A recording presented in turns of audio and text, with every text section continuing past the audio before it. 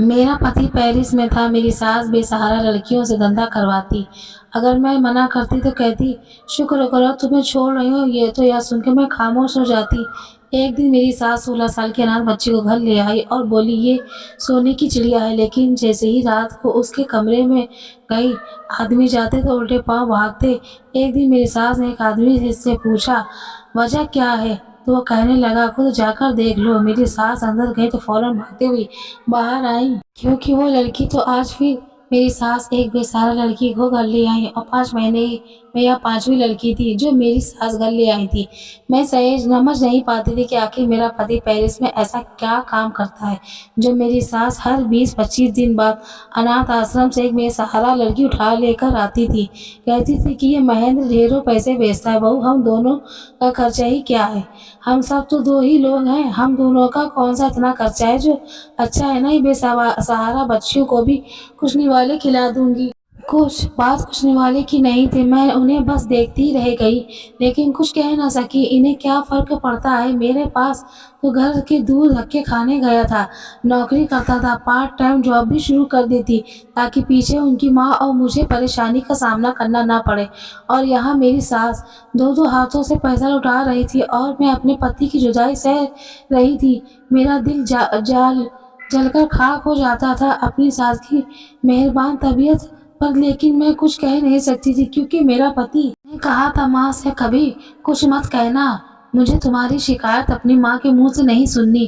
جب بھی وہ لوگ مجھے فون کر کے ہمارا سمے شکایتی سے گزار جاتا، میں یہی کہتی کہ ماں جی کو پیسے سنبھال کر رکھنے چاہیے تاکہ ہمارا بینک بیلنس بڑھ سکے، آپ بھی جلدی واپس آ سکے، میں تب تک جدائی کا غم سہوں گی۔ میری شادی کو بس 6 مہینے ہی تو ہوئے تھے، میری اور مہندر کی سنگت بس 1 مہینے کی ہی تھی۔ اپنی کمپنی کی چھٹی ختم ہوتے وہ واپس پیرس چلے گئے اور یہاں اکیلا پن سہ رہی تھی۔ جتنی بھی میں بچت کرنے کی کوشش کرتی، ماں جی مہندر کی سے میری شکایتیں کرنے لگتی، میری پتنی کی نے کنجوسی شروع کر دی ہے، اس لیے تم مجھے میرے خرچ کے پیسے الگ سے بھیجا کرو، میں تیری پتنی کے سامنے ہاتھ نہیں پھیلاؤں گی۔ مہندر مجھ پر بھڑکنے لگے، کہتے تھے میں ساری محنت اپنی ماں کے لیے کر رہا ہوں، تم کیوں انہیں روکتی ٹوکتی ہو؟ میں تو ان سے یہی کہتی کہ اگر آپ کو وہاں محنت کر کے پیسہ ہی کمانا تھا مجھ سے شادی کیوں کی؟ بس عورتوں کی صلاح، میری بھی خواہش ہے تھی کہ میرا پتی وہ میرے ساتھ رہے، مگر ماں جیسی جینے نہ دے کیسی ماں تھی جنہیں بھی ذرا بھی پرواہ نہیں تھی کہ بیٹا کہاں کر رہا ہے اور کہاں نہیں کر رہا ہے۔ ہمارا گھر بھی کوئی بہت بڑا نہ تھا، 5 کمرے تھے، ایک کمرہ ماں جی کے پاس تھا اور ہم کمرے میں پاس ایک کمرے میں وہ بے سہارا لڑکی رہتی تھی۔ ایک کمرہ خالی تھا اور ہر وقت تالا لگا رہتا تھا، میں نے آج تک کبھی انہیں کمرے کو نہیں دیکھا تھا۔ شادی کے بعد جب میں نے اپنی ساس سے پوچھا اس کمرے میں کیوں تالا لگا رہتا ہے تو وہ کہنے لگی میرا سامان یہ ایسے ہی لاک رہے گا، کبھی بھول کر بھی اس کمرے میں جانے کی سوچنا مت۔ جس کڑک انداز سے انہوں نے کہا تھا مجھے اس وقت کا ان کا لہجہ عجیب سا لگا تھا، ایسا بھی کیا خزانہ ہے چھپا رکھا تھا کہ وہ اس طرح ویوہار کر رہی تھی۔ مجھے آج تک ماں کی بھی سمجھ نہیں آئی تھی، کبھی تو ان کا ویوہار مجھ سے اتنا مہربان ہوتا کہ مجھے لگتا کہ وہ میری ساری ماں ہے، مجھے گلے لگائے پیار کرتی، اور کبھی ایسا رکھا اور اجنبی سا لگتا جیسے ہم دونوں ایک گھر میں رہتے ہوئے بھی ایک دوسرے سے انجان ہیں۔ شادی کے 2 مہینے بعد ہی میری ساس مجھ سے کہہ کر گئی تھی وہ کام سے جا رہی ہیں اور واپس اناتھ آشرم سے ایک لڑکی لے آئی جو 18 سال کی تھی، جو بہت ڈری سہمی سی تھی۔ پہلے تو مجھے یہ لگا کہ ماں جی نوکرانی لے کر آئی ہیں۔ میں نے ماں جی سے کہا نوکرانی کی ضرورت کیا تھی، ہم 2 لوگ ہی تو گھر پر رہے ہوتے ہیں، میں گھر کا سارا کام کر لیا کروں گی۔ ماں جی نے میری بات سن کر انہوں نے اس لڑکی کو اپنے ہاتھ ساتھ لگایا اور کہنے لگی وہ اسی بیٹی بنا کر لائی ہے، یہ بے سہارا لڑکی ہے۔ سن کر میں چپ ہو گئی، میں نے سوچا چلو کوئی بات نہیں، یہ تو پوڑ کا کام ہے، لیکن ماں جی نے تو سلسلہ سا شروع کر دیا، ہر 26 دن بعد ایک اور لڑکی لے آتی اور کہتی ہے بے سہارا۔ وہ لڑکیاں 18 سال کی ہوتی، مجھے اب ان کی یہ سب حرکتیں بری لگنے لگی تھی۔ انہیں اگر بھلا بھی کرنا ہے تو اناتھ آشرم میں کچھ پیسے دے دیتی، لڑکیاں اپنے گھر لانے کے کیا مطلب تھا؟ پھر دوسرا عجیب بات یہ بھی تھا کہ وہ لڑکیاں زیادہ تر سمے ایک کمرے سے ہی گزارا مجھ سے بات نہ کرتی، ان کا کھانا بھی مجھے بنانا پڑتا، باقی کے اپنے کام وہ خود کرتی۔ آج بھی میں نے مہندر کی شکایت کی تو ماں جی نے ماتھے پر بل پڑ گئے تھے۔ میں صبح ناشتہ بنا رہی تھی کہ بھی انہوں نے میرے ہاتھ سے پراٹھے چھین لیے، کہنے لگی رہنے دو، میں خود بنا لوں گی، مجھ پر اور میری لڑکیوں پر احسان مت کرو، ابھی میری بوڑھی ہڈیاں بھی اتنا دم ہے کہ خود کام کر سکوں۔ میں سمجھ گئی تھی کہ ضرور انوراگ نے انہیں سمجھانے کی کوشش کی ہوگی اور وہ ہر بات کی طرح اس بات کو سمجھنے کی بجائے ہی ایسا ویوہار کرتی تھی۔ میں نے کہا ماں جی آپ بات کو سمجھ کیوں نہیں رہی ہیں؟ آپ 5 لڑکیوں کو اناتھ آشرم سے لے آئی ہیں، ہمارے گھر سے کہاں اتنی جگہ ہے کہ ہم 6 لڑکیوں کو رکھ کر ان کے خرچے اٹھا سکیں؟ لیکن وہ میری کہاں سنتی تھی، کہنے لگی وہ لڑکیاں میرا مسئلہ ہے، آج کے بعد اپنے پتی کی کمائی اپنے پاس ہی رکھا، مجھے نہیں چاہیے۔ اس وقت وہ غصے میں تھی، اس لیے میں نے ان سے بھی کوئی بات نہیں کی اور ان کے اگلے حال پر چھوڑ دیا، لیکن یہ بات یہیں تک قائم نہیں تھی۔ کچھ دن بعد ہی مجھے یہ محسوس ہوا کہ میرے سر میں اب درد سا رہنے لگا ہے۔ میں رات کو جب کھانا کھا کر سوتی تو مجھے بہت گہری نیند آتی اور جب صبح اٹھتی ہوں تو میرے سر میں درد سا رہنے لگتا۔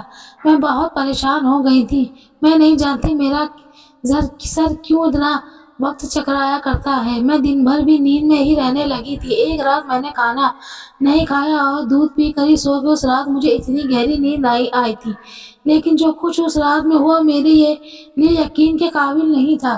رات کے 3 بجے مجھے کسی کی سسکیوں کی آواز آنے لگی، آواز اتنی تیز تھی کہ میں اپنی نیند سے جاگ چکی تھی۔ میں اٹھ کر بیٹھ گئی، مجھے لگا وہ آواز میرے کمرے کے برابر والے کمرے سے آ رہی، جس پر ہر وقت تالا لگا رہتا تھا۔ وہ کمرہ میرے کمرے کے برابر ہی میں ہی تھا۔ مجھے حیرت سی ہوئی کہ کون اس وقت رو رہا ہے۔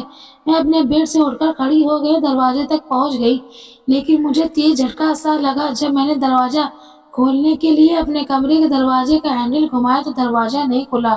میں دروازہ باہر سے بند کر دیا گیا تھا۔ یہ دیکھ کر میں تو حیران کا شکار ہو گئی تھی کہ میرے کمرے کا کوئی لاک کرنے کی کیا ضرورت تھی۔ میں دوبارہ آ کر بیڈ پر لیٹ گئی اور یہی سوچنے لگی کہ سلسلہ اس وقت کون سی لڑکی اس کمرے میں رو رہی ہے جہاں تک ماں جی نے کسی کو بھی جانے نہیں دیا۔ میرے کمرے میں بس ایک کھڑکی تھی جو کے آنگن میں کھلتی تھی اور کھڑکی پر لوہے کا راڈ لگے ہوئے تھے۔ میں نے کھڑکی پوری کھولی، پورا آنگن اندھیرے میں ڈوبا ہوا تھا۔ مجھے یہ سمجھ نہیں آ رہا تھا کہ میرے کمرے کو باہر سے کیوں بند کیا گیا تھا۔ ہمارا گھر کا نقشہ کچھ ایسا تھا کہ مین گیٹ سے اندر آتے ایک بڑا سا اوپن آنگن تھا، اس کے اندر لان کا دروازہ آتا تھا۔ کمرے اندر لان سے ہی بنے ہوئے تھے، لیکن ان کی کھڑکیاں آنگن میں ہوئی تھی۔ میرا دماغ اس وقت بات پر الجھا ہوا تھا کہ ماں جی نے میرا دروازہ کیوں بند کیا، اور ماں جی کی لائی ہوئی لڑکیوں میں سے کون سی لڑکی کو ماں جی نے اس کمرے میں بند کر رکھا تھا اور کیوں، جبکہ میں نے ماں جی کو کبھی ان لڑکیوں کی سخت ویوہار کرتے ہوئے نہیں دیکھا تھا۔ میں یہ بھی نہیں سوچ سکتی تھی کہ ان لڑکیوں کے بیچ جھگڑا ہوا ہوگا اور ان میں سے ایک لڑکی کی اس کمرے میں آواز رو رہی تھی کیونکہ اس کمرے پر تالا لگا ہوا تھا۔ میں چابی ماں جی کے پاس ہوتی تھی، مطلب ماں جی نے اس کمرے میں اس لڑکی کو بھیجا ہوگا، لیکن کیوں؟ انہوں نے مجھے بھی سختی سے منع کر دیا تھا۔ پہلی بار میں نے یہ بھی سوچا کہ آخر اس کمرے میں ہے کیا۔ میں اپنی کھڑکی پر کھڑی ہوئی گرہستی کی سلجھانے کی کوشش کر رہی تھی کہ جب آنگن کی لائٹ جلی تھی سامنے جو کچھ میں نے دیکھا تھا میرے ہوش اڑنے کے لیے کافی تھا۔ جو کچھ بھی میں نے دیکھ چکی تھی مجھے لگا کہ وہ ایک بھیانک سپنا ہے۔ ایسا کیسے ہو سکتا ہے؟ میرے گھر پر ایسا کھلونا کھیل کیسے کھیلا جا رہا ہے؟ میرا اس وقت یہ حال تھا کہ کاٹو تو خون نہ نکلے۔ میں کبھی ایسا نہیں سوچ سکتی تھی جیسے کہ میرے ساتھ ہو رہا تھا۔ مجھے لگا میرے دماغ میں اندھیاں چلنے لگی ہیں۔ میرے دل کے یہ حالات تھے کہ شاید آج پھٹ ہی جائیں گے۔ آنکھوں میں آنسو بہنے لگے۔ میں اپنے ماں باپ کی اکلوتی اولاد تھی۔ میرے پاپا الہ آباد میں کام کرتے تھے۔ میری شادی کے بعد میری ماں کو الہ آباد لے کر گئے تھے۔ اس وقت میرا اس شہر میں کوئی نہیں تھا، نہ ہی میرے ماں باپ یہاں آ سکتے تھے۔ میں ایک بہت بڑی مصیبت میں پھنس گئی تھی۔ پوری رات میری آنکھوں کی پھٹی تھی۔ مجھے صبح میرے دروازے کی کنڈی کھل گئی تھی۔ جب میں کمرے سے باہر نکلی تو سب کچھ نارمل تھا۔ ساری لڑکی ماں جی کے سمیت ناشتہ کر رہی تھی۔ مجھے بڑی حیرت ہوئی تھی کہ کسی بھی لڑکی کے چہرے پہ بیتی ہوئی رات کی کوئی آثار نہیں تھے۔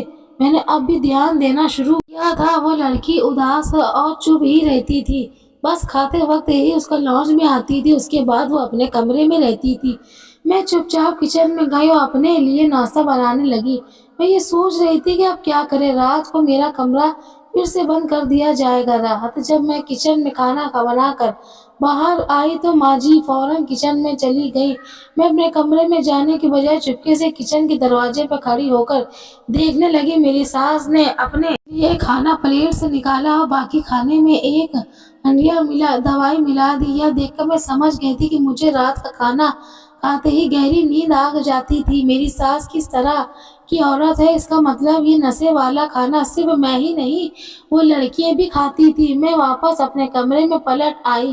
پہلے تو سوچا کہ مہندر کو فون کر کے سب کچھ بتا دوں، پھر ڈر کے ستانے لگا کہ پہلی بات تو مہندر میری بات پر بھروسہ نہیں کریں گے، اور دوسرا ڈر تھا کہ مہندر نے اگر ماں جی کی یہ بات کر لی تو نہ جانے وہ عورت میرے ساتھ کیا سلوک کیا کرے، مجھے زہر دے کر مار ہی نہ ڈالے۔ پھر جو کام میری ساس کر رہی تھی اس کا ٹھیک ٹھاک انداز مجھے ان لڑکیوں سے پوچھ کر ہی ہو سکتا تھا، کیونکہ کبھی کبھی آنکھیں دیکھا بھی جھوٹ ہو سکتا ہے۔ میں نے یہ سوچا کہ کیوں نہ میں اگلے دن کی دوپہر کو جب ماں جی سو جائیں تو ان لڑکیوں سے پوچھنے کی کوشش کروں گی کہ آخر میری ساس ان کو کس مقصد کے لیے استعمال کر رہی ہے۔ میں نے آج رات کا کھانا بھی نہیں کھایا اور رات پھر سے مجھے برابر والے کمرے سے رونے کی آواز آنے لگی تھی۔ میرے کمرے میں کچھ ایسا نہ تھا جس کی میں برابر والے کمرے میں ہونے کا کام کو دیکھ سکتی اور اس کی سچائی کو جان سکتی۔ آج مجھے سسکیوں کے ساتھ ساتھ ہلکی ہلکی باتیں کی آواز بھی آ رہی تھی۔ وہ لڑکی رو کر اپنی عزت کے لیے بھیک مانگ رہی تھی، یہی کہہ رہی تھی کہ ان کے ساتھ ظلم مت کرو، بھگوان کی لاٹھی بے آواز ہے، مظلوم کی آہیں سامنے کو چیرتی ہوئی اوپر جاتی ہے۔ مجھے یہ سن کر بہت دکھ ہو رہا تھا، میری آنکھوں سے آنسو بہہ رہے تھے۔ اس لڑکی کی باتیں میرے دل کو چیر کر رکھ گئی، میرا صبر جواب دے گیا۔ میں نے اپنے کمرے کا دروازہ بجانا شروع کیا اور بہت زور سے بجایا۔ آخر ماں جی نے میرا دروازہ کھولنا پڑا۔ وہ سامنے کھڑی تھی، مجھے حیرت اور غصے سے دیکھ رہی تھی، کیونکہ اپنی طرف سے وہ مجھے نشے والا کھانا کھلا چکی تھی، ان کی نظر میں سو چکی تھی۔ میں نے ماں جی کو پیچھا کیا اور اپنے کمرے میں باہر نکل گئی۔ میں نے اپنا برابر والا کمرہ دھڑدھڑانا شروع کیا۔ ماں جی نے مجھے اس کمرے سے پیچھے کرنے لگی، لیکن مجھے اس لڑکی کی ہر حال کو بچانا تھا۔ میں نے وہ دروازہ کھٹکھٹایا نہیں چھوڑا۔ آخرکار اندر سے جو بھی انسان تھا اس نے دروازہ کھول دیا اور میری ساس کو گھورنے لگا، کہنے لگا یہ کیا تماشا لگا رکھا ہے، میں نے آج رات کی منہ مانگی قیمت پائی ہے۔ میں نے اس لڑکی سے کہا کہ چلو میرے گھر سے باہر نکلو ورنہ پولیس کو بلا لوں گا۔ میری دھمکی پر وہ شاید ڈر گیا تھا، اس لیے جلدی سے کمرے سے باہر نکل گیا اور میری ساس کو برا بھلا کہتے ہوئے باہر چلا گیا۔ میں کمرے سے گئی اور ان بے سہاری لڑکیوں کے ایک لڑکی اندر رو رہی تھی۔ مجھے دیکھ کر وہ میرے گلے لگ گئی۔ شکر ہے آپ نے میری عزت بچا لی، بھگوان کے لیے ہم اس عورت سے اور اس کے ظلم بچا لے۔ یہ روز یہاں نئے نئے مرد کو بلاتی ہے اور ہماری رات کو سودا کرتی ہے، پتہ نہیں ہم کون سا نشے والا کھانا کھلاتی ہے۔ آج اس نے بھی کھانا نہیں کھایا تھا، اس لیے ہوش میں تھی۔ میری ساس نے مجھے بری طرح سے پیچھے سے دھکا دیا، پھر مجھے چوٹی سے پکڑ کر میرے کمرے میں دھکا دے کر میرا کمرہ بند کر دیا۔ اب مجھے باہر سے اس لڑکی کی چلانے کی آواز آنے لگی، شاید میری ساس اسے مار رہی تھی۔ میں نے دروازہ بجانا شروع کر دیا، لیکن اس بار دروازہ کسی نے نہیں کھولا۔ رات سے صبح ہوئی اور صبح سے دوپہر، لیکن میرے کمرے کا دروازہ نہیں کھلا۔ میں بہت پریشان ہو کر رہ گئی تھی، میں بھوکی پیاسی بے حال ہونے لگی تھی۔ کئی بار میں نے اپنے کمرے کا دروازہ بجایا لیکن دروازہ نہیں کھلا۔ میری بھوک اور پیاس کے مارے حالت بری ہو چکی تھی۔ میرے کمرے سے میرا فون بھی غائب تھا۔ شاید جب میں رو رو کر سو چکی تھی تب میری ساس میرا فون اٹھا کر لے گئی تھی کہ کہیں میں اپنی مدد کے لیے کسی کو بلا نہ لوں۔ رات تک مجھے یہ لگ رہا تھا کہ اگر اب مجھے کھانے کو نہ ملے تو وہ مر جائے گی۔ تبھی میرے کمرے کا دروازہ کھلا اور اپنی ساس کو 4 آدمیوں کو دیکھ کر میرے ہوش اڑ گئے۔ میرے کمرے کا دروازہ بند ہوا تو میں اپنے بیڈ پر پیچھے ہٹ کر بالکل کونے میں بیٹھ گئی۔ میرے اندر اس وقت بالکل بھی طاقت نہیں تھی، میری آنکھوں رو رو کر لال ہو چکی تھی۔ میری ساس نے ایک آدمی کو اشارہ کیا تو میری جان ہی نکل گئی۔ وہ آدمی اپنی ہوش भरी मुस्कुराहट अपने चेहरे पर। चाहे मेरे पास आकर बैठे। मैं रोने लगी, मेरे पास मत आना, लेकिन मेरी सास उसे कहने लगी, बहुत शौक है ना इस औरत को मुझसे उलझने का, हटाओ उसका पल्लू, मैं देखती हूँ कि अपना बचाव कैसे कर सकती है। इन शब्दों ने तो मेरी जान निकाली दी। मैं फौरन बेड से उठी और अपने कमरे से बाहर जाने लगी, लेकिन एक और आदमी मेरे पास आ गया। मेरी सास के हाथ साथ हंसने लगी। उस आदमी ने मेरे गले से लगा पल्लू उतार कर दूर फेंका तो मुझे अपना बेबसी का एहसास होने लगा। आज इस कमरे में मेरी सिसकियां गूंज रही थी। मैंने जल्दी से जाकर अपनी सास के पैर पकड़ लिए। वो मेरी इज्जत को बर्बाद ना करे, उसके बेटे की पत्नी हो। मेरी बात सुनकर मेरी सास ने मुझे चोटी से पकड़कर खड़ा किया और मैं दर्द से तड़प कर कह गई। फिर वो आंखों से कहकर बरसती हुई बोली कि आइंदा अगर मेरे मामलात में तूने टांग अड़ाने की कोशिश की तो अपनी इज्जत से जाएगी। ये कहकर मेरी सास ने मुझे दूर धक्का दिया था। मैं जमीन पर जाकर गिर गई। उनके साथ आए आदमी ने साथ मेरे कमरे से बाहर जा चुकी थी। मैं उस वक्त बहुत रोई थी। मेरा फोन अब मेरी सास के पास था। अब मैं बिल्कुल चुप सी होकर रह गई थी, क्योंकि ये सब मेरे बस से बाहर था। हमारे घर अब अजनबी आदमी का आना जाना लगा रहने लगा था। उन लड़कियों की सिसकियों में अब मैं हर रात सुनती थी, लेकिन मैं खुद परेशान हो गई थी। मेरा दिल उसकी बेबसी और जुल्म पर आंसू बहाता था, लेकिन मेरे बस में कुछ भी नहीं था। फिर एक दिन उनमें से एक लड़की मर गई। उसने अपने हाथ से नस काट ली।